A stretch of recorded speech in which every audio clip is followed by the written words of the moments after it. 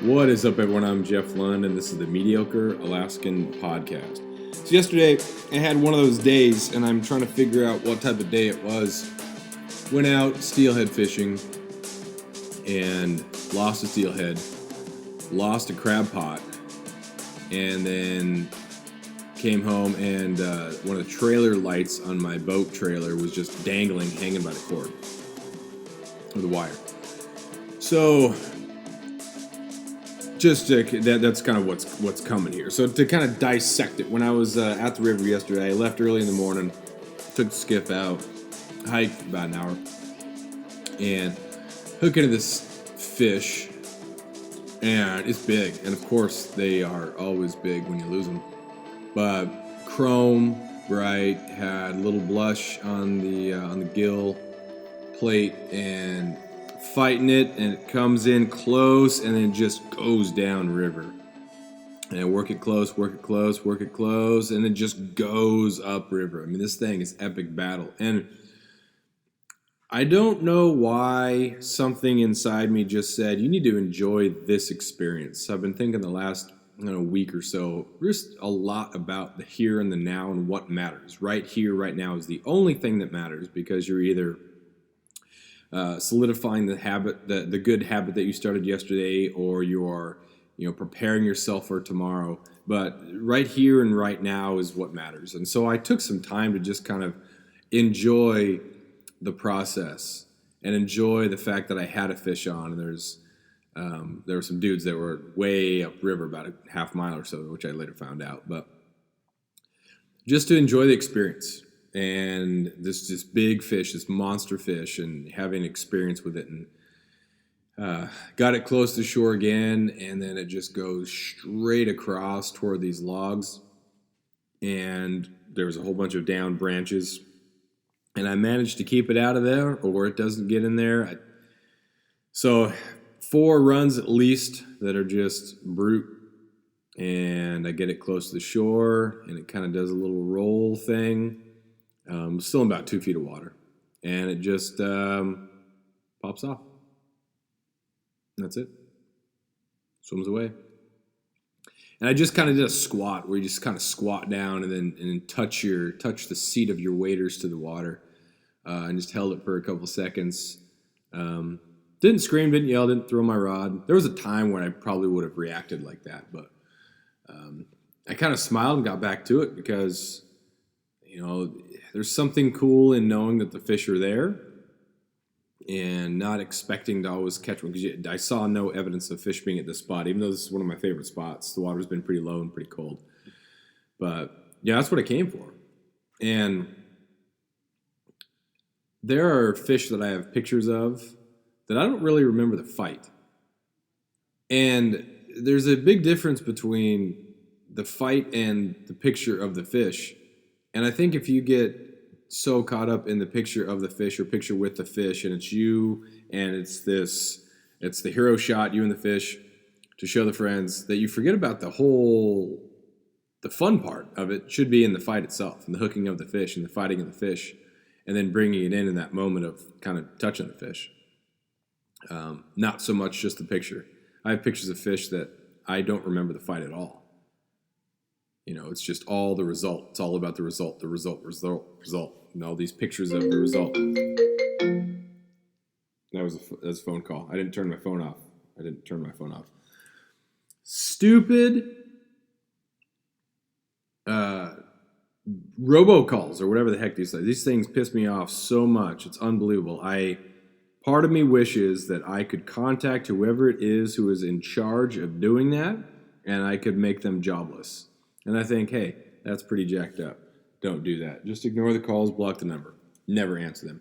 Anyway, so we have all these pictures of fish which represent the result. And we can't say that it's all about the process and it's about being out there if we are just about the result. So I've been thinking a lot more about that lately, the last couple weeks, months. So lost the fish. Would have loved to have gotten it in, of course, and just see it, because, man, it looked like it was beautiful and it was a brute, but it didn't happen. But now the only thing I have from that fish is the memory of the fight, and so I've been replaying that in my head, and it's fun. I can smile and I can think about the fight. So that was awesome. It was a great experience. Fished for a little bit more, then went upriver, and I saw two dudes. I think it was two dudes, maybe three, about a half mile away. So they were only like an inch. They looked like they were about an inch tall. So I never got any closer to them. So I didn't go any further than that. So I fished that spot, which undoubtedly they had already fished. And so I went back down to to the place where I hooked into that steelhead and fished it a couple more times for another hour or so, and didn't get anything. Went further downriver, nothing, and then headed off to go back, check the crab pots. Go there, and I have discovered that I have lost a crab pot. So I had two pots. Just figured that, you get a couple. There's just no need for me as one guy to take a whole bunch of crab, either not use it or give it away.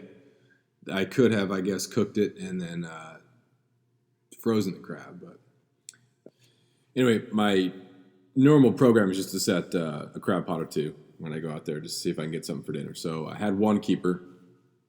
And then, so pulled that up, put it in the boat. And as I'm heading back on the boat, I'm kind of figuring out in my head how bad this day was, or how potentially good it was.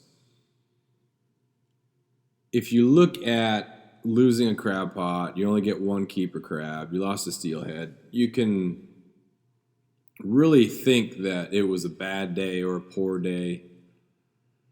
But if I compare it to other experiences that I have, other opportunities that I've had, like getting out to set the crab pots, you're taking a skiff out, right? You're by yourself. You're out on the ocean, right? That's an experience in itself. Then you set the crab pot. Then you hike around this beautiful wilderness to get to this river where you're fly fishing for steelhead.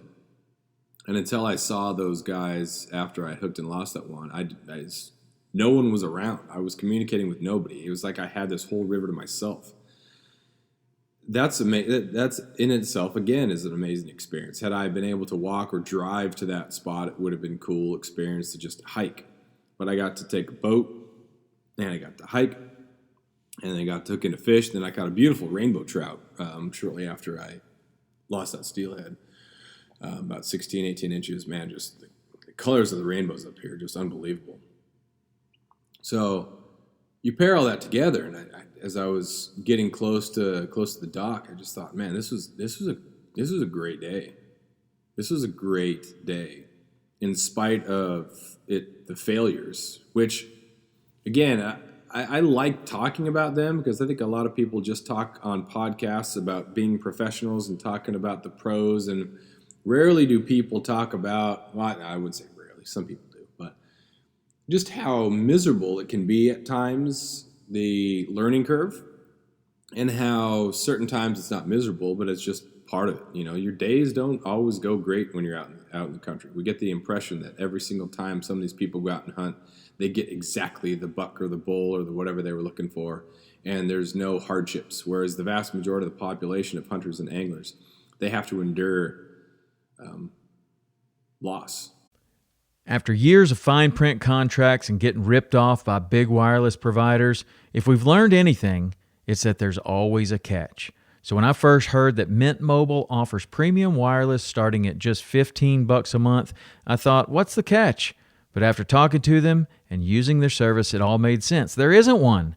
Mint Mobile's secret sauce is that they're the first company to sell wireless service online only. They cut out the cost of retail stores and pass those sweet savings directly to you. For anyone who hates their phone bill, Mint Mobile offers premium wireless for just $15 a month. I was hesitant about having to get a new phone and a new phone number, but with Mint, you can use your own phone with any Mint Mobile plan and keep your same phone and your same phone number along with all of your existing contacts. Mint Mobile gives you the best rate whether you're buying for one or for a family, and at Mint, families start at 2 lines. All plans come with unlimited talk and text plus high-speed data delivered on the nation's largest 5G network. Switch to Mint Mobile and get premium wireless service starting at just $15 a month. To get your new wireless plan for just $15 a month and to get the plan shipped to your door for free, go to mintmobile.com/waypoint. That is mintmobile.com/waypoint. Cut your wireless bill to $15 a month at mintmobile.com/waypoint. Right? You lost versus the fish or failure or something like that. And so I don't mind talking about it.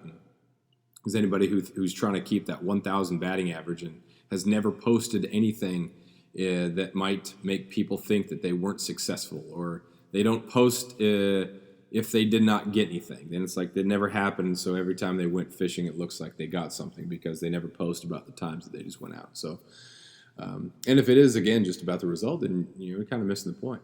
I missed the point for a while. It was just about going out in California, and it was about driving my 2 hours or whatever it was to go up and catch a fish, and as many fish as possible on the same fly, and then come back home. Because I think there was a little bit more, I don't want to call it desperation, but that experience was that much more important to my sanity, I guess. Living in an urban setting, even though Manteca was not, it's a small town of 60,000. It's in order to get that feeling of relief and solitude and relaxation, it was much more difficult to get down there. And then you knew on the drive back in, you're going to be, hour and a half, 2 hours of driving through towns with other people on the roads. So there's traffic, and I hate traffic. I hate traffic.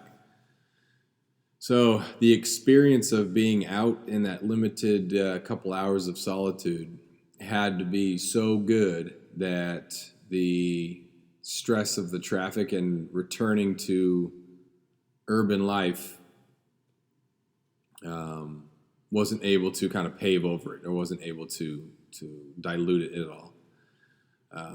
But here it's all right there. It's just right out the door, which is awesome. So the quality of life, I would say, but it's not for everyone. The winters here, they're cold and they're dark and wet, and that for some people that's way worse than traffic. So that perspective, coming back in there, lost a steelhead, lost a pot, but man, it happens. It happens. Stuff like that happens to everybody. So get back to the dock, and tail light thing just hanging there. So I'm going to fix that. Got some stuff for it. Got some more screws. I gotta put that in there and fix that. But so there that was a pretty good weekend though so far. Really enjoyed it. It's good to be out there. I took my lucky hat out there. I hadn't used my lucky hat in a while, and it's like a skeleton of its former self. It's got the front panel that has the Sims fly fishing or Sims fishing logo on it. And then the back of it, the netting in most of the little sections has totally gone away. What first started kind of eating away at it was the berry bushes down in California. Those sharp things would kind of grab onto the hat a little bit, and so kind of tear at that, and it would fray. And then after just use and it getting thrown around and worn, some of those just ended up fraying to the point where chunks broke away. The bills split in front, and so it's not really a hat for out in public. But I like it. I like it a lot. And I hadn't worn it in a while. And so if I'm someone who believes in a lucky hat, then I would then have to believe that the lucky hat would also be impacted by me not using it. So if there's any sort of good omen that comes with using it, there would be the opposite in its neglect. And so yesterday, I'm not going to blame it on the hat, but it was nice to have the hat out again. And like I said, it's pretty at the end, but you become attached to these sort of things. They were there when you did all these, and I just over dramatize and I over romanticize things a lot. But wore the old hat. You just feel better if you have some of those good luck charms, I guess, or just things that are with, I don't know. So sometimes we can get real poetic about things that don't necessarily matter. But anyway, so we'll call that episode 87. Man, 87. It's crazy. 87 of these here podcasts. Make sure you check out the mediocrealaskan.com. For content, check out the Western Hunting Journal, the March-April issue. I have an article in there about hunting bear last fall, or 2 falls ago. Went out with a buddy and we were looking at a bear and couldn't decide how big it was. And it was a fall bear, and those things have been eating fish, and it's pretty, they're pretty smelly. So I looked at it in the rangefinder, and the rangefinder tells you how far away something is. It doesn't tell you exactly how big it is. So it can give you maybe a frame of reference if you know how big the rocks are that we're standing next to. But look at some other signs and whatnot too. But it was back in this little, like, kind of shady area, and we couldn't see the whole thing all the time, so we decided not to make a move on it, which is fine. I was happy. I was just as happy to let it walk than I was to try to make a move on it. So went out last spring and got a bear in the same spot. But so talk about squeezing the trigger and not squeezing the trigger, and then hunting Southeast Alaska black bears. So it's about that time, which is fun. I'm looking forward to just going out and watching bears. They're a lot of fun to watch that. So check out Western Hunting Journal, that magazine. You can go to westernhuntingjournal.com, check that out. Recommend it. Speaking of recommendations, when you read the reviews online, there are certain areas that I trust and some areas that I don't trust. If you are reading the reviews for a podcast, I trust those. By the way, go to iTunes and review this and start. But I trust those because people can provide some insight to it, right? They'd say how long they've been listening, why they've been listening. And so if it's a part of it, if somebody's everyday routine, that means that there's a value in it. I do not trust gear reviews from people that do like a 5-star for a pair of pants they just took out of the box. And they admit it in the review. Oh, I just got these out of the box, and they're my favorite pant. You haven't worn them. You don't even know anything about it.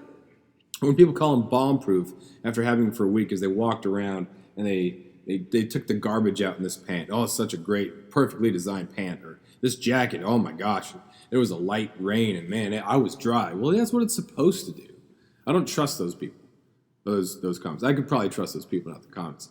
I think some people are so excited about justifying the purchase and spending the $300, they're going to give it 5 stars and say that it's awesome. Or in the day and age of having your review shared on social media, I think a lot of people say great things about this product, hoping that it is going to be shared on someone else's Instagram.